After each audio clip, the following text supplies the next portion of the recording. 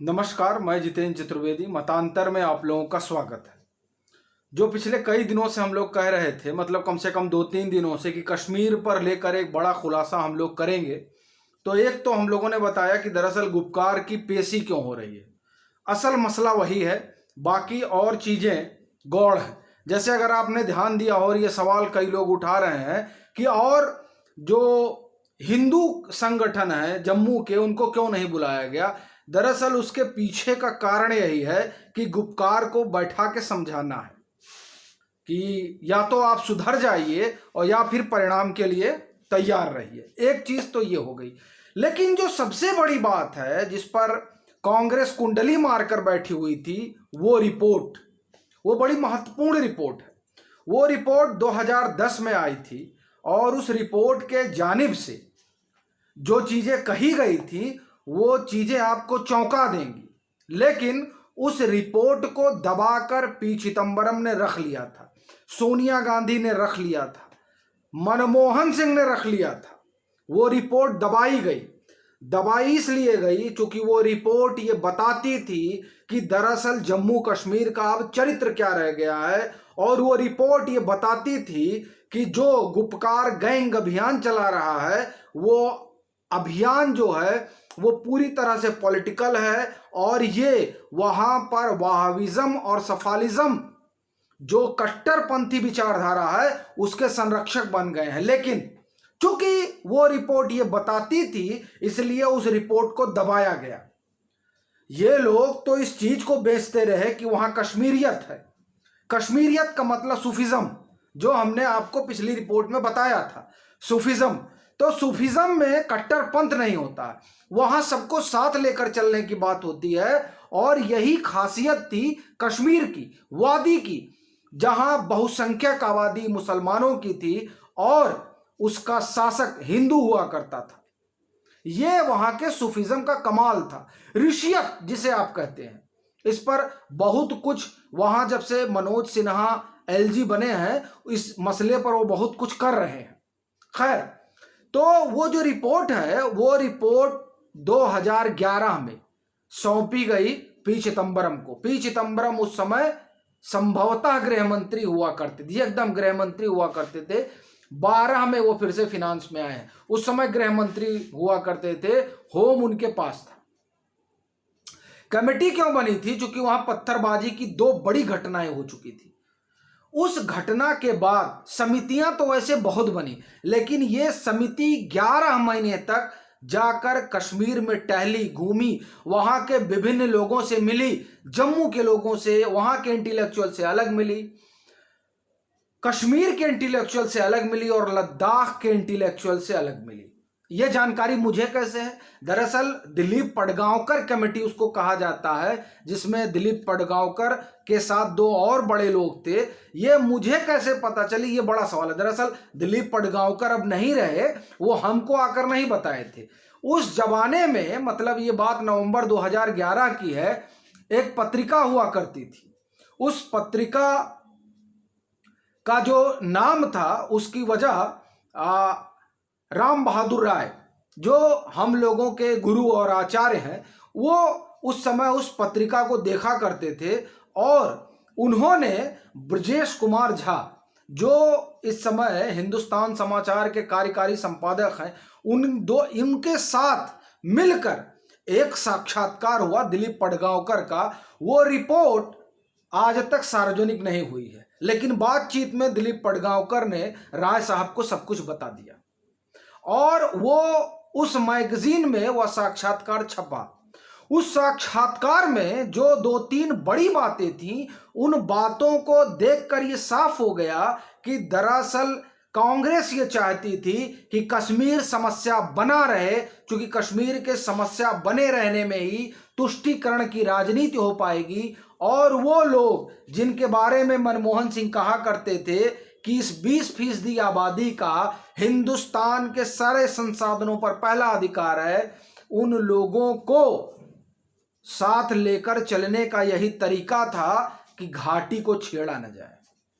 इसीलिए घाटी पर हाथ नहीं लगाया गया, जबकि उस रिपोर्ट में कहा गया था कि जम्मू की अलग समस्या है, कश्मीर की अलग समस्या है और लद्दाख की अलग समस्या है। उसी रिपोर्ट में कहा गया था कि 3 रीजनल काउंसिल बननी चाहिए, जम्मू को लेकर, कश्मीर को लेकर और लद्दाख को लेकर।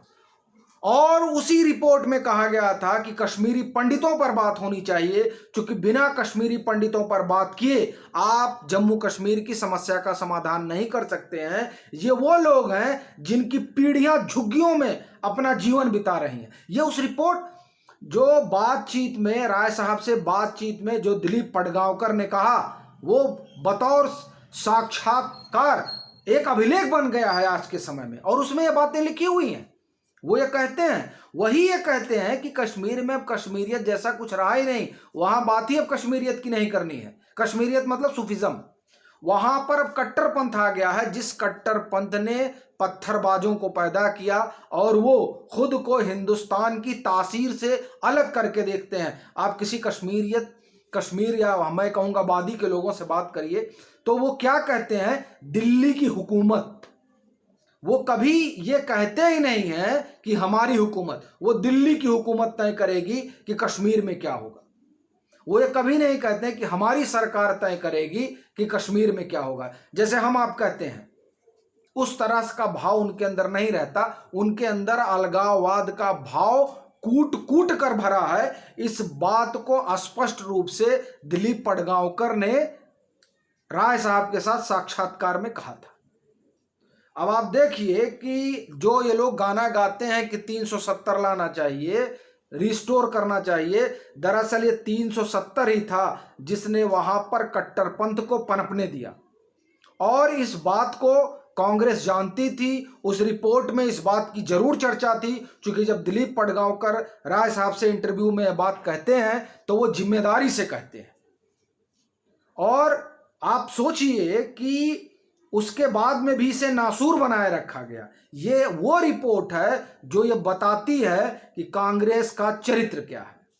कांग्रेस ने किस तरह से कश्मीर को, आप ये कहिए, जहन्नुम में भेजने का काम किया है। आज वहां की आवाम किस तरह से तिल तिल कर मर रही थी। जब 370 हटाया गया तो वहां स्थितियां सामान्य हुई, वो सामान्य स्थिति की तरफ बढ़े, विकास की गंगा बही। लेकिन ये सब अगर पहले हो जाता तो ये जो तुष्टीकरण की राजनीति है वो राजनीति अछूती रह जाती। मैं आपको बताता हूं कि दरअसल उस इंटरव्यू में आप ये समझिए कि जो उन्होंने लिखा है, मतलब जो उन्होंने बोला है, वो देखिए। वो कहते हैं, उनसे पूछा गया कि आपकी नज़र में कश्मीर समस्या क्या है, ये उनसे पूछा गया दिलीप पडगांवकर से। वो कहते हैं, पहला केंद्र राज्य संबंध, दूसरा आंतरिक संरचना और तीसरा पहलू जम्मू कश्मीर व पीओके से संबंध।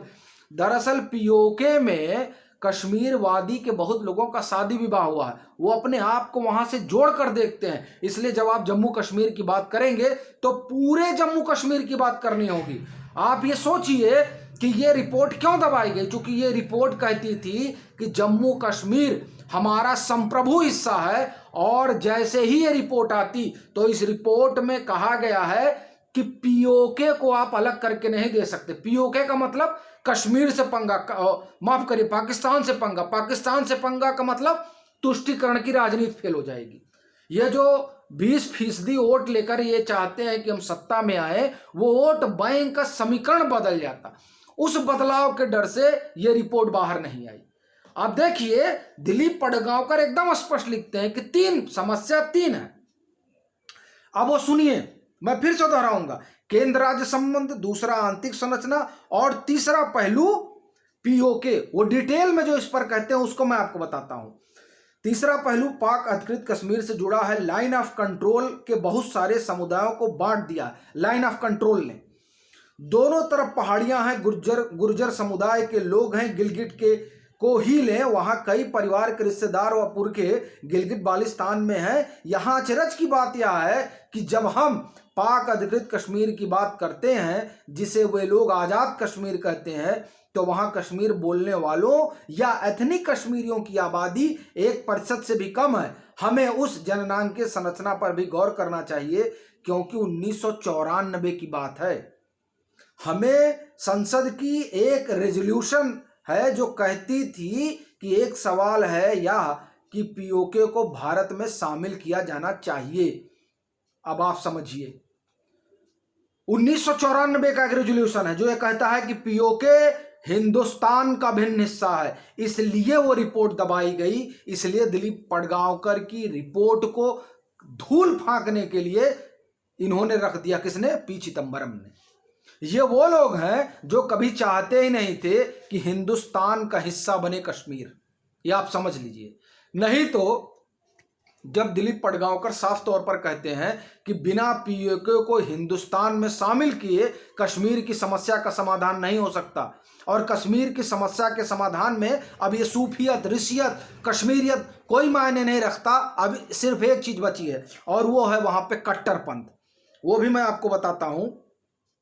देखिए, उनसे सवाल पूछा गया क्या कोई बाहरी शक्ति भी समस्या का कारण है? वो कहते हैं हाँ, सबसे बड़ा कारण तो पाकिस्तान है। वह शुरू से ही जम्मू कश्मीर पर कब्जा करना चाहता है। इसके लिए उससे 3 बार युद्ध भी किए। इतना ही नहीं, पिछले 20 सालों से आतंकवादियों को पनाह देकर और प्रशिक्षित कर हमारे कश्मीर में जो कुछ किया है उससे सभी वाकिफ हैं। आप देखिए कि क्या क्या कह रही है वो रिपोर्ट, जिस रिपोर्ट को दबा लिया गया, छुपा लिया गया। इस पर एक सवाल स्वायत्तता का हुआ। स्वायत्तता के सवाल पर तो उन्होंने जवाब नहीं दिया, लेकिन उन्होंने जो 3 रीजनल काउंसिल की बात की वो कहीं ना कहीं धारा 370 को उलट पुलट देती, इसलिए उसको दबाया गया। आप समझिए कि दिलीप पडगांवकर की इतनी महत्वपूर्ण रिपोर्ट क्यों दबाई गई, मैं आपको वो बता रहा हूं। एक सवाल उनसे और पूछा गया, जिस सवाल के बाद मैं अपनी बात को खत्म करूंगा वो आप सुनिए। तो क्या कश्मीरियत इसको जोड़ती है? कश्मीरियत, फिर वही कश्मीरियत, सूफिज्म। आप सुनिए, हाँ, हमने कश्मीरियत पर काफी ध्यान दिया है। एक जमाने में इसका बड़ा मतलब था। दिलीप पडगांवकर कह रहे हैं, वो सेकुलर पत्रकार हैं, ये भी मैं आपको बता दूं। टाइम्स ऑफ इंडिया के संपादक हुआ करते थे, एडिटर इन चीफ, बहुत बड़ी चीज। अब आगे सुनिए। एक जमाने में इसका बड़ा मतलब था, और वह यह था कि अलग अलग धर्म को मानने वाले इकट्ठा रह सकते हैं, विभिन्न संस्कृतियों में जीने रहने वाले समुदाय एक साथ रह सकते हैं। पर मैं समझता हूं, गौर से सुनिएगा, पर मैं समझता हूं कि कश्मीरियत का यह स्वरूप अब काफी कम हो गया है, कुछ एक क्षेत्रों में सीमित होकर रह गया है। यह सब इसलिए हुआ क्योंकि सुनिए, कश्मीर घाटी का जो इस्लाम था, जिसे हम सूफी इस्लाम कहते थे, वह पिछले 20 सालों में प्रतिक्रियावादी हो गया है। वहाबी और सफालियों की संख्या काफी बढ़ गई है। इससे वादी का जो सूफियाना रंग था वह धीरे धीरे धुल गया है। अंत में अतः मैं अब यह नहीं समझता कि किसी भी राजनीतिक समाधान के लिए कश्मीरियत कोई आधार बन सकता है। मतलब अब बातचीत आप नहीं कर सकते, इनको पीटना पड़ेगा। वहां अलगाववादी सक्रिय हो गए हैं, वहां कट्टरपंथी सक्रिय हो गए हैं, ये सिर्फ बंदूक की भाषा समझते हैं। ये दिलीप पडगांवकर की रिपोर्ट में कहा गया था। उस रिपोर्ट को कांग्रेस सरकार ने दबाकर रख लिया। जो ये कह रहे हैं कि मैं आऊंगा तो 370 पर पुनर्विचार करूंगा, दरअसल ये 370 पर पुनर्विचार की बात नहीं कर रहे हैं, वह हिंदुस्तान की उस एकता, अखंडता, संप्रभुता पर पुनर्विचार करने की बात कर रहे हैं जो 370 हटा के एक बार फिर से स्थापित की गई है। और ये सिर्फ 370 लाने की बात नहीं कर रहे हैं, वो हिंदुस्तान में उस आतंकवाद की फसल को दोबारा पैदा करने पर पुनर्विचार करने की बात कर रहे हैं जो 370 हटाने के बाद खत्म हो गई है। आप सोचिए, दिलीप पडगांवकर की रिपोर्ट 2011 में पी चिदंबरम को सौंपी जाती है। वो कहते हैं, आप सुनिए कि वो क्या कहते हैं, मैं ये भी आपको बता दूं। वो ये कहते हैं कि देखिए, अलगाव, एक और चीज आप ध्यान दीजिए कि ये लोग जो हुर्रियत करते हैं, उन्होंने अलगाववादियों पर क्या बोला है। 2011 में राय साहब ने इंटरव्यू लिया था दिलीप पडगांवकर का, ब्रजेश कुमार झा, जो इस समय कार्यकारी संपादक है हिंदुस्तान समाचार के, वो उसमें मौजूद थे। ये वो साक्षात्कार है, आप सुनिए। अलगाववादियों पर उनसे सवाल हुआ, मैंने जम्मू कश्मीर उन समूहों से बात क्यों नहीं की जो अलगाववादी माने जाते हैं। ये लोग कहते हैं, ये मुफ्ती चिल्ला रही हैं कि आपको पाकिस्तान से बात करना चाहिए, आपको हुर्रियत से भी बात करना चाहिए। लोग इस तरह का आडंबर रचते हैं। देखिए दिलीप पडगांवकर ने क्या कहा। स्पष्ट उन्होंने कहा कि मैंने कश्मीर के अपने पहले दौरे में ही कहा था कि हम लोग आतंकवादियों से मिलना चाहेंगे, उनसे बातचीत करना चाहेंगे, वे हमें बताएं कि कब और कहां मिलना है, किन शर्तों पर मिलना है, आदि आदि। पर उन्होंने कोई जवाब नहीं दिया। हालांकि इन बातों को हम लोगों ने बार बार दोहराया। फिर हमें कहा गया कि आप उन्हें एक औपचारिक पत्र लिखें। एक एक को पत्र भेजा गया, पर उनमें से किसी एक ने भी जवाब नहीं आया। अब जब लोग कहते हैं कि आप उनसे नहीं मिले, तो मेरा कहना है कि आप उनसे सवाल करिए, वो क्यों नहीं मिले। दरअसल वो हिंदुस्तान के डेमोक्रेटिक प्रोसेस में भरोसा नहीं करते हैं, इसीलिए उन लोगों को धक्के मार के निकाल देना चाहिए। अभी ये जो गुपकार आए हैं, इनसे यही बात होगी, आप देखिएगा, यही एजेंडा है। अब आप सुनिए, एक और इसमें जो है सवाल पूछा गया, राय साहब ने पूछा, इस रिपोर्ट में समस्याओं के हल हैं या आप लोग जिन लोगों से मिले उनकी भावना का प्रकटीकरण है। रिपोर्ट से सभी अध्यायों में वहां की परिस्थितियों का विश्लेषण है। आप स्पष्ट सुनिए। फिर आप देखिए, रीजनल काउंसिल की बात हमने बताई कि 3 रीजनल काउंसिल की बात यहां पर हुई। पाक अधिकृत कश्मीर के बारे में क्या कहा है रिपोर्ट में, यह राय साहब ने पूछा। जब हमने कहा है कि वहां जो रास्ते बंद हैं उन्हें खोलने चाहिए, मतलब इस तरह की तमाम चीजें हैं।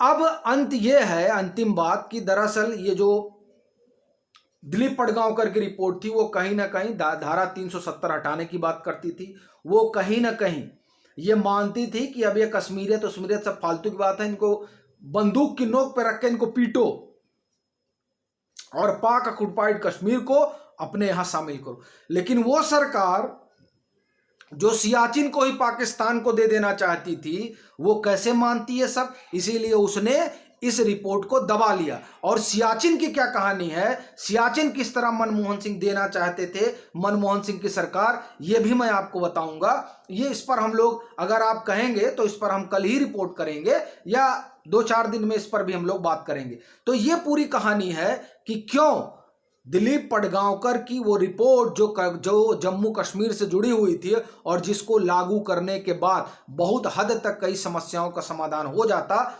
उसको न लागू किया गया, न सार्वजनिक किया गया, क्योंकि उससे वो 20% वोट जिस पर इनकी नजर लगी हुई थी, वो वोट खिसक जाता, इसका डर था। और ऐसी बहुत सी चीजें हैं, लेकिन जो मुख्य चीज है वो यही थी कि इस रिपोर्ट ने सीधे सीधे ये कहा था कि वहां कट्टरपंथ पल रहा है, जिसको ये सरकार मानने के लिए तैयार नहीं थी, जिसका खामियाजा हिंदुस्तान सालों से भुगत रहा है। तो ये कांग्रेस है और ये चिदंबरम है जो आज गाना गा रहे हैं। उनके गाने पर ये रिपोर्ट में क्या था और ये रिपोर्ट क्यों छिपाई गई, वो मैंने आपको बताया। कल हम लोग कुछ की कल गुपकार गैंग से बैठक ही होनी है, तो कल हम लोग उस पर बात भी करेंगे और आप देखेंगे कि मतांतर ने जो बताया है, मुझे लगता है कि उसी हिसाब से चीजें होंगी। खैर, आप इसे लाइक करिए, शेयर करिए, और आपका ये कोशिश होना चाहिए कि मतांतर परिवार और समृद्ध हो और लोग इससे जुड़ें। बाकी अगर आपको ये बेहतर लगता है कि हाँ मतांतर ठीक काम कर रहा है, तो प्लीज आर्थिक सहयोग भी करिए। तब तक के लिए राम राम।